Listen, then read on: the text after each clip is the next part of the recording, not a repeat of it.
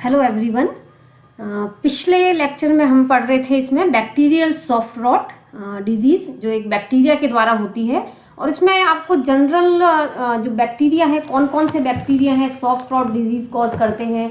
Normally ये बताया था कि जो सॉफ्ट रॉट डिजीज़ है बैक्टीरिया के द्वारा जो होती है वो फ्लैशी प्लांट टिश्यू के अंदर फील्ड में भी हो सकती है, और स्टोरेज जहाँ पे हम इनको स्टोर करते हैं वहाँ पर भी ये डिजीज़ बैक्टीरिया के द्वारा, वो जिस स्थान पर हम वेजिटेबल को स्टोर करते हैं वो भी वहाँ पर भी उसको इन्फेक्ट कर सकते हैं। और जब बैक्टीरिया फ्लैशी वेजिटेबल्स में सॉफ्ट ये डिजीज़ जब कॉज करता है, उस वेजिटेबल को इन्फेक्ट करता है, तो सबसे पहले उस पार्ट को सॉफ्ट कर देता है और उसके अंदर के कंटेंट को लिक्विड वाटरी कंटेंट में चेंज कर देता है। और उसके बाद जब डिजीज़ सेकेंडरी स्टेज में आ जाती है तो जो कंटेंट है वो वुंड के द्वारा या उसके अंदर जो लेंटिसेल्स होते हैं या क्रैक्स बन जाते हैं उसके द्वारा बाहर निकलने लग जाता है, और उसके बाद में उसमें से एक फाउल स्मेल अंदर से प्रोड्यूस्ड हो जाती है। आपको जनरल इसमें ये भी बताया था कौन कौन से बैक्टीरिया हैं जो normal soft rot disease cause करते हैं। उसमें सबसे कॉमन था इरविनिया बताया था, फिर स्यूडोमोनास के बारे में बताया था, वो भी फ्लैशी फ्रूट्स और वेजिटेबल्स के अंदर सॉफ्ट रॉट सॉफ्टनिंग कर देता है। फिर बेसिलस के बारे में बताया था, बेसिलस पोटैटो को तो करते ही है, साथ साथ टोबैको लीव्स को भी सॉफ्ट कर देता है, उसको भी इन्फेक्ट करता है, और साथ में टोमेटो सीड्स को भी और सोयाबीन को भी इन्फेक्ट करता है। फिर एक और बैक्टीरिया के बारे में बताया था क्लॉस्ट्रीडियम, जो also causing rotting of potatoes, tobacco leaf in storage region के अंदर ये सॉफ्ट रॉटनिंग कॉज करता है। जनरली आपको सिम्टम्स के बारे में भी बता दिया था। सिम्टम्स के दौरान नॉर्मली जो पार्ट है, जो अफेक्टेड एरिया है वो सॉफ्ट हो जाता है, मुशी हो जाता है, और जो अफेक्टेड टिश्यूज़ होते हैं जहाँ पे जिस पार्ट को बैक्टीरिया अफेक्ट करता है, इन्फेक्ट करता है, वो नॉर्मली क्रीम कलर का और स्लाइमी हो जाता है, और प्लांट सेल को डिसइंटीग्रेट कर देता है, डिसऑर्गेनाइज कर देता है। उसमें क्या होता है, जब बैक्टीरिया जिस पार्ट को इन्फेक्ट करता है, जिस वेजिटेबल को इन्फेक्ट करता है, वहाँ पर वो कुछ एंजाइम प्रोड्यूस करता है, और ये एंजाइम क्या करते हैं, जो सेल की मिडिल लैमिला है उसको डिसइंटीग्रेट कर देते हैं। और डिसइंटीग्रेट करने से क्या होता है, जो सेल है वो डिसऑर्गेनाइज हो जाती हैं और मैसिरेट हो जाती हैं, डाई हो जाती हैं, और उसके बाद में उसके जो अंदर का कंटेंट है वो एक लिक्विड कंटेंट के अंदर कन्वर्ट हो जाता है। और ये जो डिजीज़ है, जो फ्रूट्स के अंदर हो चाहे ट्यूबर्स के अंदर हो, जो सॉफ्ट वाटरी डिकेड मास है वो 3 to 5 after infection 3 to 5 days के अंदर ये कन्वर्ट हो जाता है। अब जो प्राइमरी इन्फेक्शन के बाद जब सेकेंडरी इन्फेक्शन और बढ़ जाता है, तब उसके अंदर से एक फाउल स्मेल उसके अंदर आने लग जाती है। अब आगे उसी टॉपिक को कंटिन्यू करते हैं, हम बात करते हैं मेनली जो कौन से पैथोजन है जो वेजिटेबल्स के अंदर सॉफ्ट रॉट डिजीज कॉज करते हैं। तो उसमें सबसे कॉमन मैंने पहले भी बताया था आपको, Erwinia carotovora, plant variety carotovora है, इरविनिया क्रिसैंथेमाई हो गया, इसके अलावा Pseudomonas fluorescens and bacteria E carotovora जो है, and Pseudomonas fluorescens cause the most common and most destructive soft rot disease. Erwinia carotivora जो वैरायटी है, इसको atroseptica the cause the black leg of potato, and it may be as a cool temperature variant of Erwinia carotivora, plant variety carotovora, and is restricted mostly to the potatoes. इससे पहले वाली slide में आपको बताया था जिसमें Erwinia जो कैरेटोवोरा है वो पोटैटो के अंदर ब्लैक लेग नामक डिजीज कॉज करती है।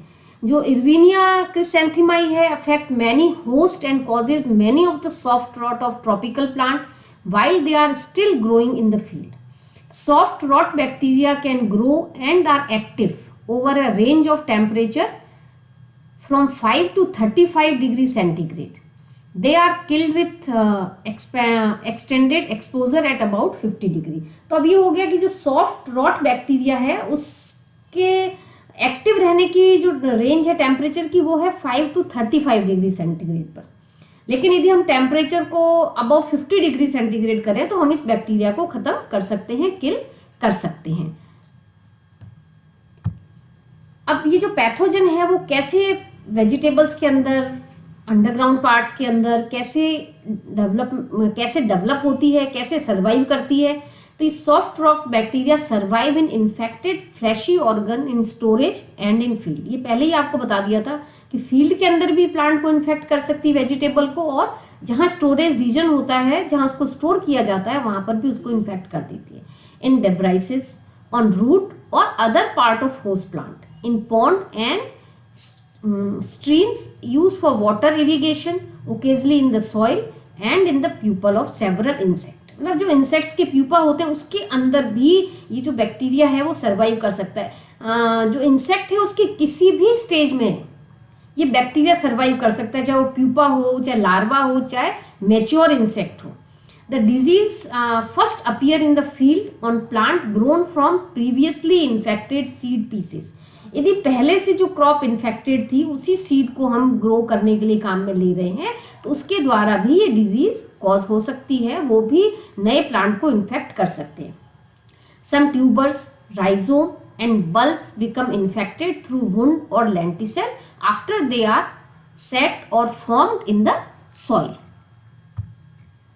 Inoculation of bacteria into fleshy organ and their further dissemination in storage and in the field are facilitated greatly by insect। जैसे पहले मैंने बताया था कि इंसेक्ट के द्वारा भी ये डिजीज एक प्लांट से दूसरे प्लांट के अंदर ट्रांसफर हो सकती है, और इंसेक्ट की किसी भी स्टेज में। Soft rot bacteria can live in all stages of the insect. Moreover the bodies of insect larva become contaminated with bacteria when they crawl about on rotting seed pieces. मतलब जो insects के larva होते हैं, जो infected seed piece होते हैं, rotting seed piece होते हैं, जो गले हुए होते हैं, उसके ऊपर जब क्रॉल करते हैं तो वो भी कॉन्टामिनेटेड हो जाते हैं, और ये फिर जब हेल्दी प्लांट पर जाते हैं तो वहाँ उस हेल्दी प्लांट को भी इन्फेक्ट कर देते हैं and put them into wound where they can cause the disease. Even when the plant और storage organ are resistant to soft rot and can stop it advance by the formation of wound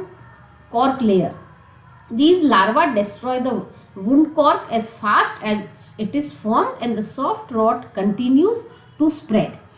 मतलब जो larva है जब wound पर या lenticels पर वहाँ पर जब अटैक करते हैं, वहाँ पर जब बैठते हैं, तो उसको भी बहुत फास्टली उसको डिस्ट्रॉय करते हैं, और ये जो सॉफ्ट रॉट है वो बहुत फास्ट हेल्दी प्लांट के अंदर भी स्प्रेड हो जाती है। जब soft rot bacteria enter wounds they feed and multiply at first on the liquid released by the broken cell on the wound surface।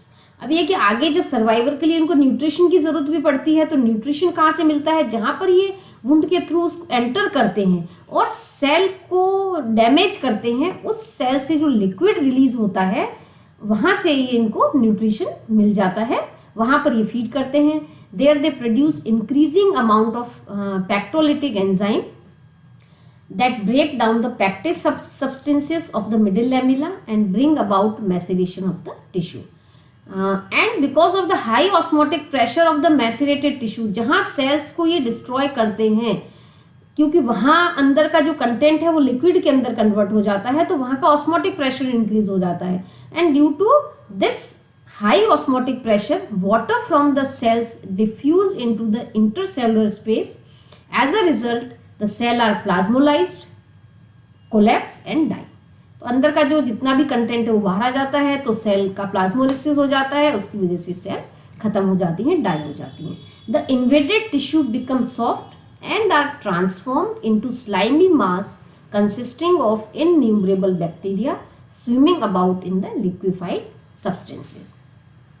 The epidermis of most tissue is not attacked by the bacteria. अब normally wound के through intercellular space के अंदर जाते हैं, वहाँ पर attack करते हैं, लेकिन जो एपिडर्मिस होती है वो नॉर्मली इन बैक्टीरिया के द्वारा अफेक्टेड नहीं होती है, वहाँ इसको अटैक नहीं करते हैं, इन्फेक्ट नहीं करते हैं। However crack are usually present and the slimy mass exude through them into the soil और इन द स्टोरेज।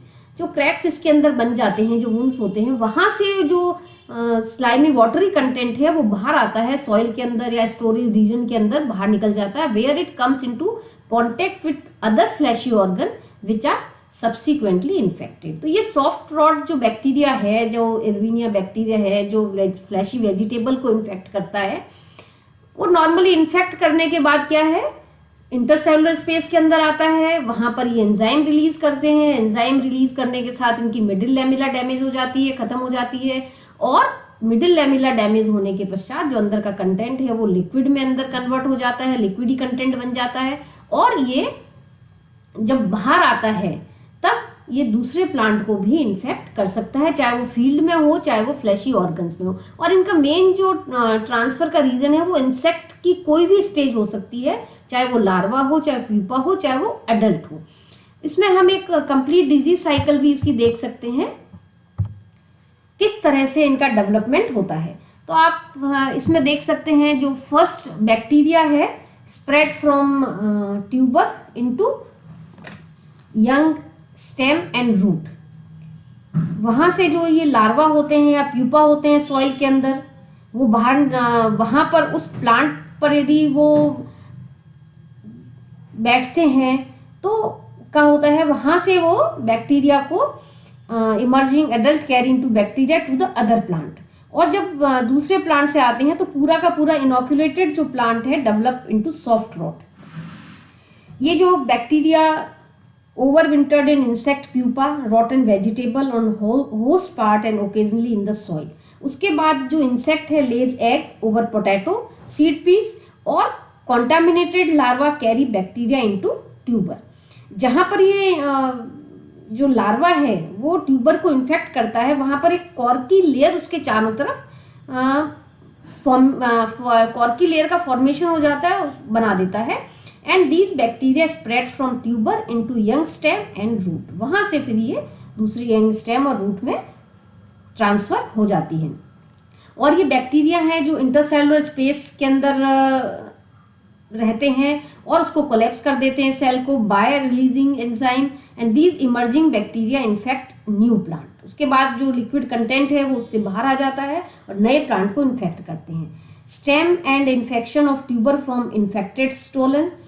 फिर आप ये जो इन्फेक्टेड स्प्रेड्स जो स्टोरेज के दौरान भी हो सकता है, और फिर जो रोटन ट्यूबर्स हैं उससे जो कंटेंट है वो बाहर निकलता है और वो फिर नए प्लांट को इन्फेक्ट करता है। तो ये है complete disease cycle soft rot of vegetables की। अब इसको हम कंट्रोल कैसे कर सकते हैं डिजीज को? The control of bacterial soft rot of vegetable is based almost exclusively on sanitary और cultural practice. All debris should be removed from warehouses and the wall should be disinfected with formaldehyde और copper sulfate। तो ये दो chemical normally जहाँ पर हम इन flashy vegetable को store करते हैं वहाँ की वॉल वगैरह उसको हमें फॉर्मेल्डिहाइड और कॉपर सल्फेट से डिसइंफेक्ट कर देनी चाहिए। Wounding of plant and their storage organ should be avoided as much as possible. जितना जल्दी हम उस वुंडिंग को खत्म कर सकते हैं स्टोरेज ऑर्गन्स की, उसको कर देना चाहिए। Product to be stored should be dry and the humidity and temperature of warehouses should be kept low रखना चाहिए। In the field, plants should be planted in well drained areas and at sufficient distance to allow adequate ventilation। susceptible plant should be rotated with cereals or other non susceptible crops। Normally जो हमें crop rotation जो हम करते हैं, main जो disease control है crop rotation के द्वारा की जा सकती है। तो जो भी ससेप्टिबल प्लांट होते हैं सीरियल्स के साथ में उसे हमें रोटेट कर देना चाहिए। And few variety have any resistant to soft rot and no varieties immune. फिर chemical spray are generally not recommended for the control of soft rot, क्योंकि जो फ्लैशी वेजिटेबल्स होती हैं उनको हम डायरेक्ट कंज्यूम करते हैं। तो नॉर्मली ये कहते हैं कि हमें डायरेक्ट जो वेजिटेबल्स होती हैं उस पर हमें केमिकल स्प्रे जनरली नहीं करना चाहिए। इट इज़ वेरी हार्मफुल क्योंकि हम इनको डायरेक्ट कंज्यूम कर रहे हैं। Control of the insect that spread the disease, reduced infection both in the field and in storage. Normally अब बात करते हैं कि हम यदि बायोलॉजिकल कंट्रोल कैसे कर सकते हैं, तो experimental biological control of bacterial soft rot of potatoes has been obtained by treating potato seed pieces before planting with antagonistic bacteria or with plant growth promoting rhizobacteria। तो हम इसको पहले ही जो सीड पीसेस हम काम में ले रहे हैं फॉर नेक्स्ट क्रॉप के लिए, तो उसको हमें फील्ड में ग्रो करने से पहले ही उससे हमें कुछ एंटागोनिस्टिक बैक्टीरिया हैं या ग्रोथ प्रमोटिंग राइजोबैक्टीरिया हैं, उनके द्वारा हमें बायोलॉजिकल कंट्रोल भी इस डिजीज को हम कर सकते हैं। तो ये आपको एक बहुत ही इंपॉर्टेंट डिजीज बैक्टीरिया के द्वारा होने वाली सॉफ्ट रॉट ऑफ जो फ्लैशी वेजिटेबल्स होते हैं उनके अंदर जो नॉर्मली डिजीज कॉज करती है, कौन कौन से सिम्टम्स होते हैं, कैसे डिजीज का डेवलपमेंट होता है, डिजीज साइकिल क्या होती है कंप्लीट, और कैसे हम इसको कंट्रोल कर सकते हैं, इसके बारे में बताया। Thank you.